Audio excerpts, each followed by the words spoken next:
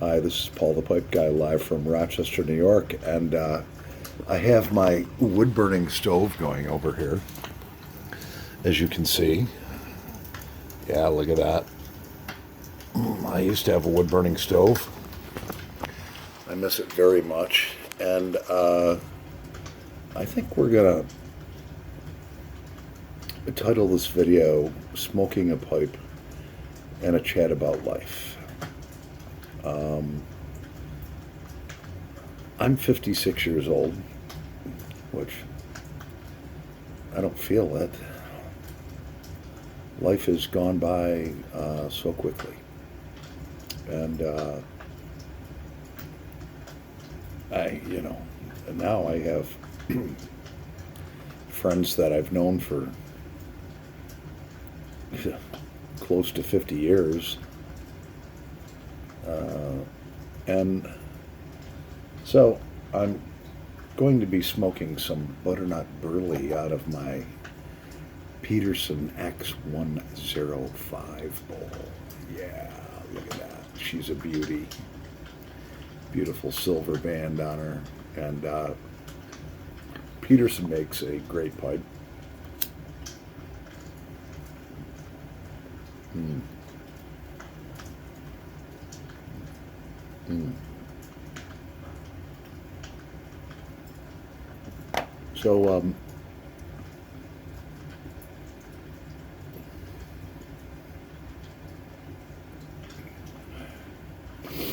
you younger folks,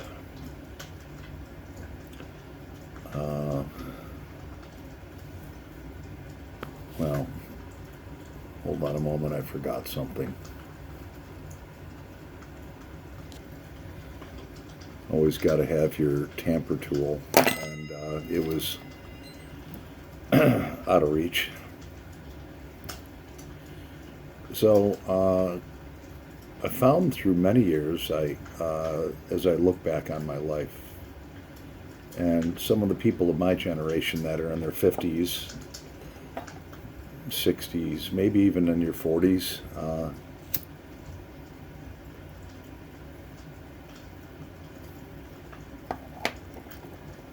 you look back and most people have to reinvent themselves many times.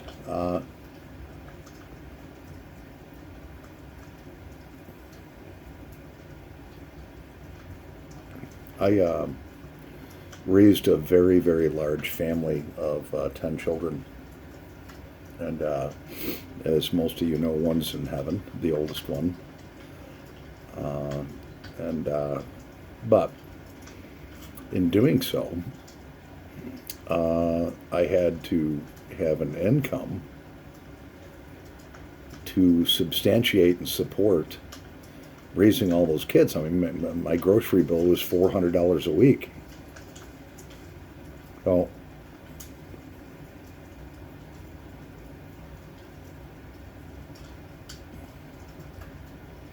I was working a lot of hours. It was for about 27 years, I was a finance manager in the auto industry. So after you purchased your vehicle, you would come see me, and I would arrange financing for you.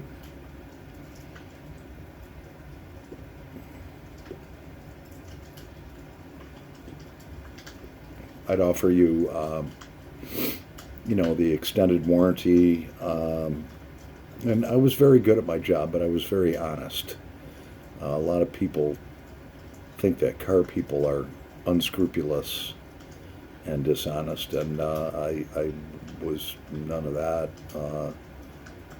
I would not offer anything to any of my customers that I wouldn't purchase myself.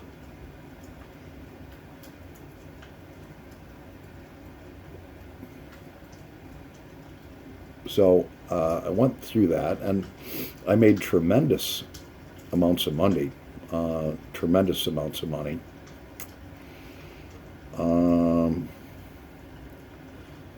Well over $100,000 a year, which even today is still great money. And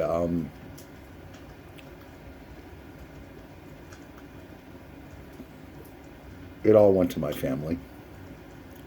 All went to raising kids. I mean, look at $1,600 a month in grocery bills, plus you have your other household bills. I mean, I had $5,000 a month going out. I had to make that kind of money, and I was very, very good at what I did. And then life somehow changes.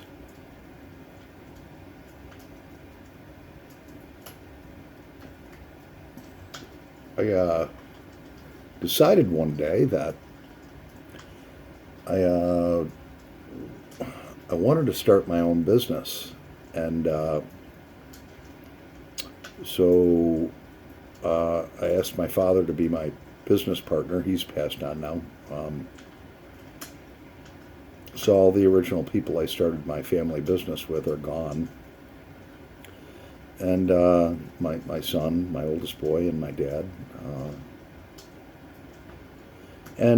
So I shared with my wife at the time that I wanted to start this concrete curbing business. Thought it was a great idea, and it was. And she broke out in tears and was like, "But you make so much money doing what you do." And I was like, "Yeah, but I think I can make some good money doing this too." And so for the first 2 years after we started our concrete curbing business, which is basically decorative concrete edging that goes around your flower beds and your landscaping. I'm sure you've all seen it. And so for the first 2 years, and this is going back to 2002, so almost 20 years ago, I'm still running the business, although I pick and choose my jobs. But I was working 55 hours a week being a finance manager in the auto industry, and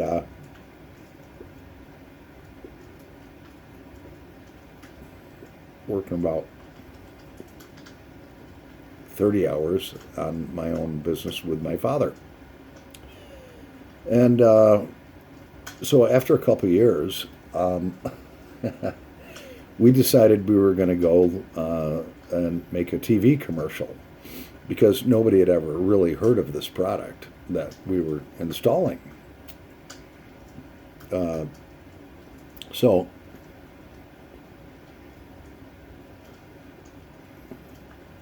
we make this TV commercial, and it starts to air on one of the main television stations here in Rochester, New York. It aired April 1st of 2004. And so my manager comes in and says, I saw that you have a commercial on TV for your business. I said, yeah.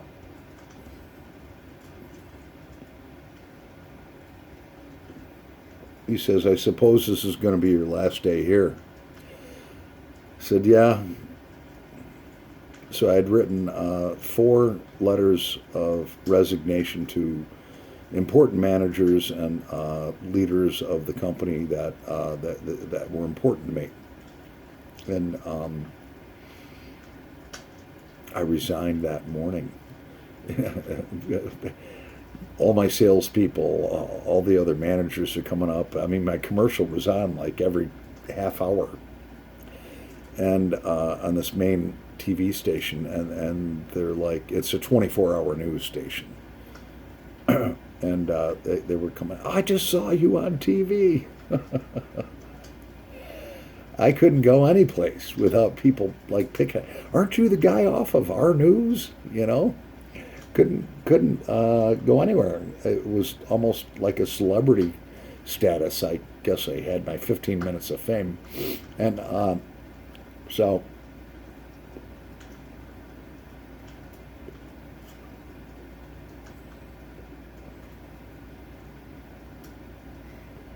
now I did that, ran that business with my father, and then he retired, and so it was him and my mother retired. It was really challenging because now my mom used to do all the estimates. My father did all the repairs on the equipment, and he did estimates. And my mom would schedule them, and all of a sudden I'm doing everything. And it was like doing the job of three people. And the money was really good, but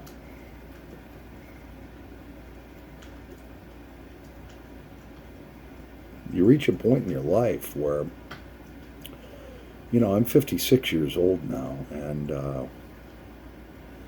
you reach a point where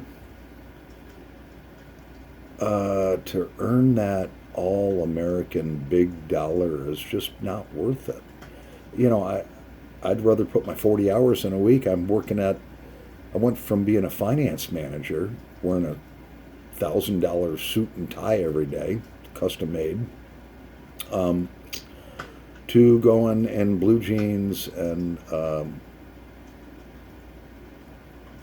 work boots, and working at a machine shop. I work in a sheet metal shop now, and I find it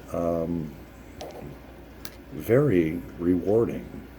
And, I do okay. I'm not getting rich there. But, I'm probably making a third of what I used to make as a finance manager, and I could still go do that. I could make one phone call, and tomorrow I could start a job and make $150,000 a year. But sometimes money isn't everything. And when you really think about it, when you're younger, and I mean, I'm 56, but I don't think I look like I'm 56. I don't feel 56. But when you're like 30 years old, you're full of piss and vinegar, and you just want to make as much as you can.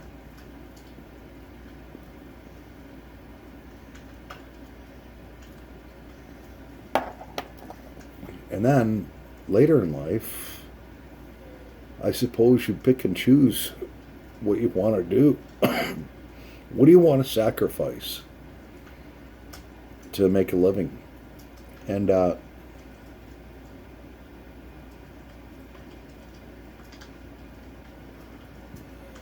so what I did is I had to reinvent myself once again, and I paid off a lot of bills and stuff. I mean, my monthly output now, instead of $5,000, is only about $700 a month, and that's a big difference. But the price of being content, living a simple life, as you get older, becomes more and more important. And like I shared with you before, when you're younger, in your 20s and 30s, you get up and go, go, go, go, go, and chasing that all-American dollar. Well,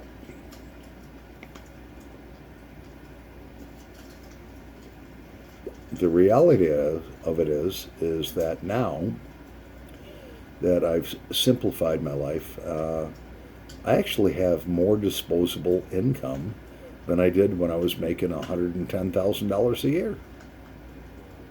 And it's because I pick and chose what my priorities were. And so a little talk about life. That's what we're having tonight.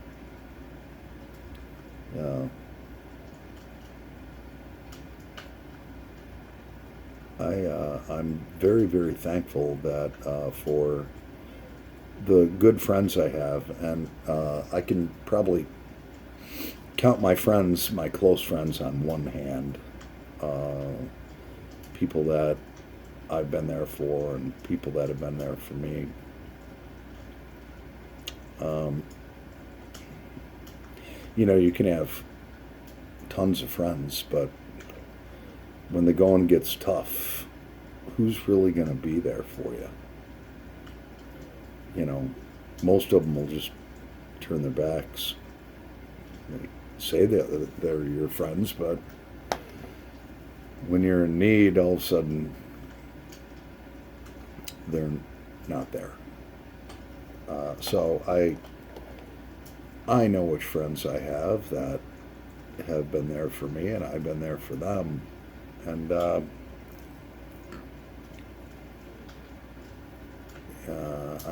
hold them very close.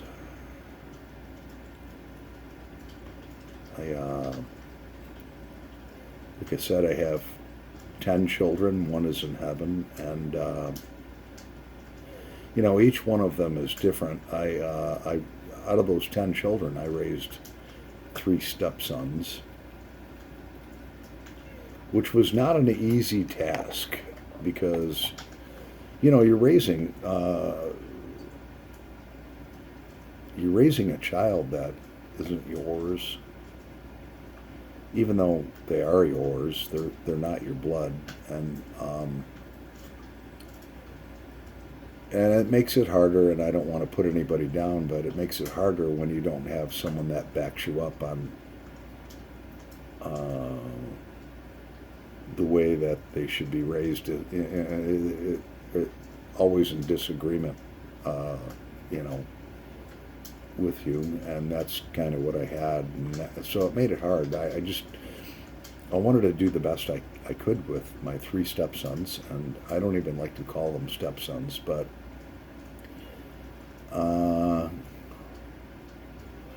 they're all grown men now. They all have children, and I just have this great satisfaction that I hung in there. I did my job. I did the best I could with what I had, and they all respect me and they all love me. And their natural father passed on from cancer at the age of 57 last year, and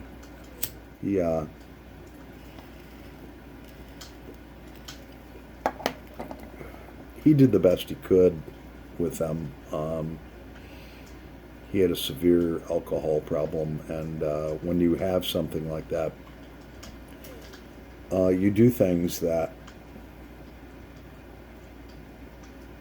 you normally wouldn't do, and maybe you regret doing. And he did some of those things with his sons, my stepsons, and I had to step in a time or two. But he did the best he could, and he's in heaven, I'm sure. So, in 14 years, I'll be 70 years old. It's kind of different to think about. I remember 14 years ago, I was 42.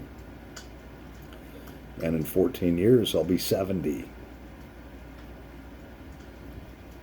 And you wonder where the time has gone.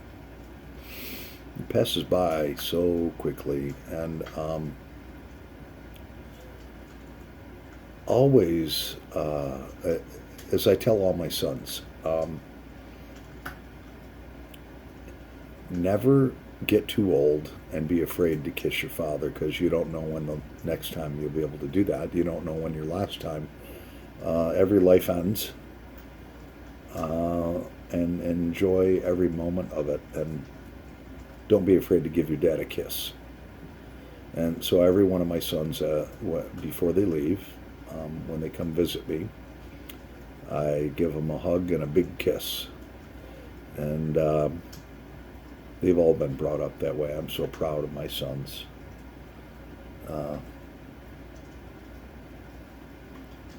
I wasn't perfect, a perfect father. I think if you think you're perfect, then you might have a problem. But I can look back and reflect on things that maybe I should have done different. I mean, I never beat them or anything like that, but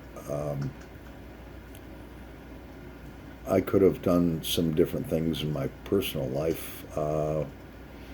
My first son was born 2 weeks after I turned 21, so I was still on the wild side a bit, going out to the clubs and all that stuff. None of that's important to me anymore. Priorities change over your life. And I guess as time goes on,